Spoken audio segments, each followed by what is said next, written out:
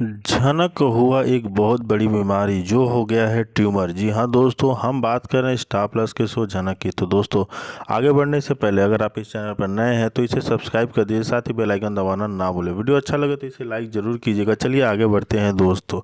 जैसे कि हम देख रहे हैं कि एपिसोड की शुरुआत होती है झनक की तबीयत से जुड़ी चिंता से। घर वाले और अनिरुद्ध दोनों उसकी हालत देखकर परेशान हैं। तभी डॉक्टर आती है और एक बड़ा सच सबके सामने रखती है। डॉक्टर बताती है कि झनक के दिमाग में ट्यूमर है और अगर उसका समय रहते इलाज नहीं हुआ तो वो हालत और बिगड़ सकती है। यह सुनकर सब चौंक जाते हैं।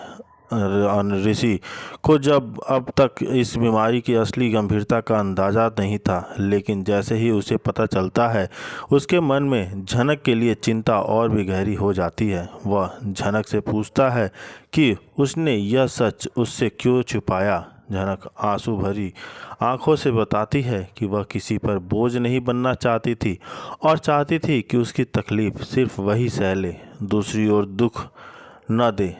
यहाँ पर अनिरुद्ध का दिल और भी पिघलता है। वह झनक को भरोसा दिलाता है वह चाहे जो भी हो अब उसके साथ है और हर हाल में उसकी मदद करेगा। लेकिन इसी बीच परिवार के कुछ सदस्य ऋषि और झनक के नज़दीकी को देखकर खुश नहीं होते।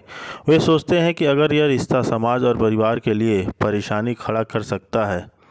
दूसरी ओर अदिति और ऋषि भी इस पूरे मामले में प्रभावित होते हैं। अदिति को लगता है कि झनक जिंदगी में उसका कोई स्थान नहीं रहा, क्योंकि झनक और ऋषि के बीच का रिश्ता बहुत गहरा होता जा रहा है।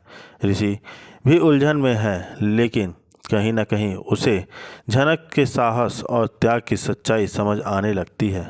एपिसोड के अंत में झनक अनिरुद्ध का भावुक ऋषि का पल दिखाया जाता है। ऋषि उसके सामने वादा करता है कि वह हर हाल में उसका साथ देगा और उसकी बीमारी में उसके लड़ने का सहारा बनेगा और उसकी ताकत बनेगा। लेकिन साथ ही यह भी साफ दिखता है कि उसके रास्ते में कई मुश्किलें खड़ी होती हैं। परिवार का विरोध, समाज की बातें और झनक की अपनी बीमारी, जो उसके लिए बहुत ही बड़ा एक सवाल बन के खड़ा हो जाता है कि आखिर वह इन सब से कैसे डील करेगा, कैसे संभलेगा और कैसे संभालेगा झनक को, क्योंकि ये छोटी मोटी कोई बीमारी नहीं है जो उसको वो अकेले हैंडल कर सके। साहस तो दिखा रही है झनक, पर क्या वह इस चीज़ से बच पाएगी?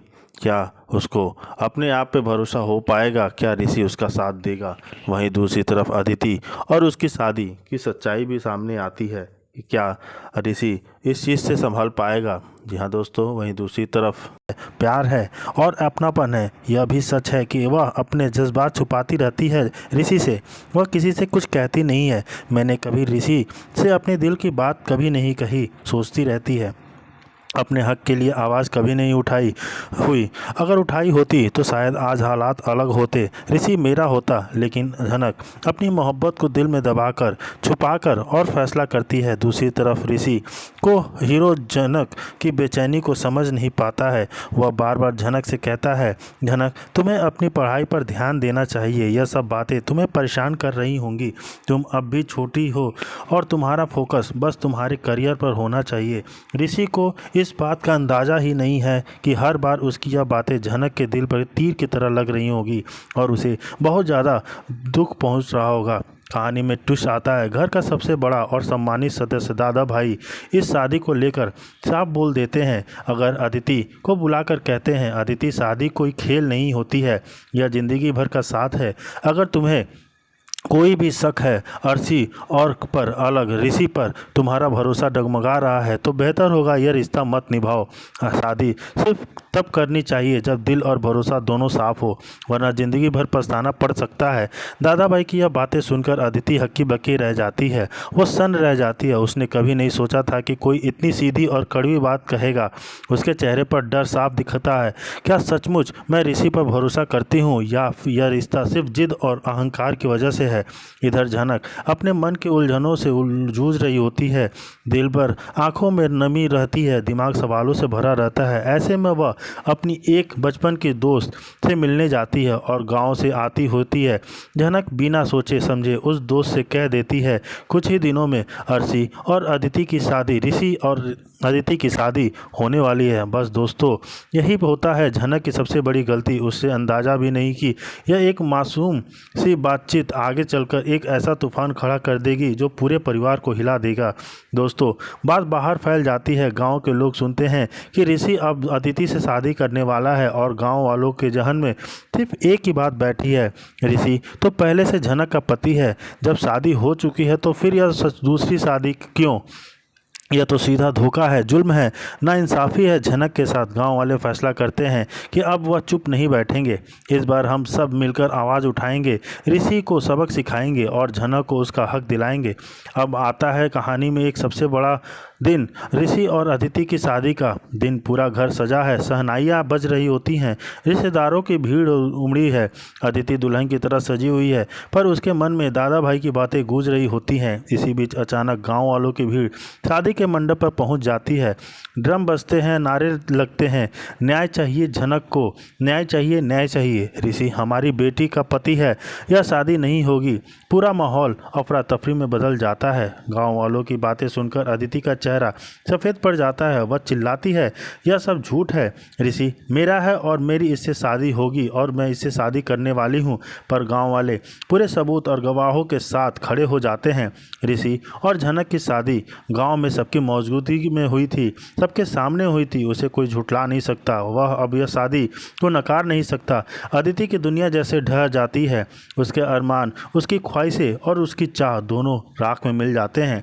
अब सबसे मुश्किल घड़ी ऋषि के लिए, एक तरफ उसका परिवार, समाज और अदिति का टूटा हुआ भरोसा, दूसरी तरफ गांव वालों का गुस्सा और झनक की चुप्पी। ऋषि समझ नहीं पा रहा है कि किसका साथ दे और किसे चुने। झनक वहीं खड़ी है, पर उसकी आंखों में आंसू हैं और ओठ बंद। वह सोच रही है, क्या मेरी चुप्पी मेरी सबसे बड़ी दुश्मन है? क्या आज मेरी खामोशी मेरी मोहब्बत छीन लेगी? मैं इतना प्यार करती हूँ ऋषि से, मैंने कभी कुछ कहा नहीं है। शादी का मंडप अब रणभूमि बन चुका है। अदिति चिल्ला रही है, गांव वाले नारे लगा रहे हैं और परिवार दो हिस्सों में बट गया है। दादा भाई फिर एक बार आवाज़ उठाते हैं, सच छुप जाती नहीं सकता, रिश्ता वही निभाना चाहिए जो सच्चा हो। अब फैसला ऋषि को करना होगा। क्या वह समाज की सच्चाई को मानकर झनक का हाथ थामेगा या अदिति से शादी करके सबको धोखा देगा? पूरा माहौल सन्नाटा में डूब जाता है। सब शांत हो जाते हैं कि अब ऋषि क्या फैसला लेने वाला है। जी हाँ दोस्तों, वहीं दूसरी तरफ से परेशान है। अनिरुद्ध को देखकर घेर कर धमकी देता है। वह साफ कहता है कि अगर अनिरुद्ध झनक का साथ देता रहा तो उसे गंभीर परिणाम भुगतने पड़ सकते हैं। इस धमकी से माहौल और तनावपूर्ण हो जाता है। अनिरुद्ध बाहर से शांत रहता है, लेकिन अंदर ही अंदर वह और मजबूत हो जाता है। ऐसे एहसास होता है यह अब सिर्फ झनक की परीक्षा नहीं, बल्कि उसकी इज्जत और उसके भविष्य की भी लड़ाई है। इसके बाद एपिसोड का केंद्र परीक्षा झनक के परीक्षा परिणाम की ओर मुड़ता है। सब लोग टीवी या मोबाइल पर रिजल्ट देखने का इंतज़ार करते हैं। परिवार के लोग इकट्ठा होते हैं, पर हर कोई अलग अलग भाव से इंतज़ार करता है। झनक का हाथ कांपते हैं, लेकिन अनिरुद्ध उसका हाथ पकड़ के उसे ढाढ़स बनाता है। अंततः नतीजा घोषित होता है और झनक पास हो जाती है। न सिर्फ पास, बल्कि उसे अच्छे अंक से पास होती है। यह सुनकर सब स्तब्ध रह जाते हैं। जो लोग उस पर शक कर रहे थे उनके चेहरे उतर जाते हैं। वहीं ऋषि और कुछ गरीबी लोग उस खुशी से झूमने उठते हैं। झनक और की आंखों में आंसू बहते हैं। यह आंसू उसके संघर्ष, अपमान और मेहनत का नतीजा के साथ हैं। वहीं दूसरी तरफ झनक को याद आता है कि कैसे उसने तानों, मुश्किलों, हालात और अपमान सहकर पढ़ाई जारी रखी थी। आज उसका परिणाम ही है उन सबका जवाब है। अनिरुद्ध आगे बढ़कर उसकी सफलता पर से बधाई देता है। झनक उसकी ओर देखती है और मन ही मन मान लेती है कि अगर ऋषि का साथ ना होता तो वह शायद यह जीत हासिल नहीं कर पाती। एपिसोड का अंत एक भावुक और प्रेरणादायक दृश्य से होता है। झनक की सफलता सफलता से उसका आत्मविश्वास लौट आता है, लेकिन कैमरा धीरे धीरे ऋषि के गुस्से भरे चेहरे पर टिकता है, जिससे साफ इशारा मिलता है कि आने वाले दिनों में उसका और अनिरुद्ध का टकराव खतरनाक होने वाला है। जी हाँ दोस्तों, वहीं दूसरी तरफ देखने को मिलता है कि और बताया जा कि पिता भी नहीं रहे, उसका मन टूट सा गया है। पंडित जी झनक से कहते हैं कि वह पिंडदान की रस्म निभाए। झनक कहती है कि वह यह नहीं कर सकती है क्योंकि माँ को अलविदा कहना बहुत कठिन है। ऋषि झनक को समझाने की कोशिश करता है कि माँ की आशीर्वाद हमेशा उसके साथ है और झनक माँ की छाया है। वह प्रेरित करता है कि वह यह रस्म पूरा करे। झनक जाती है पंडित जी के पास और पिंडदान करती है।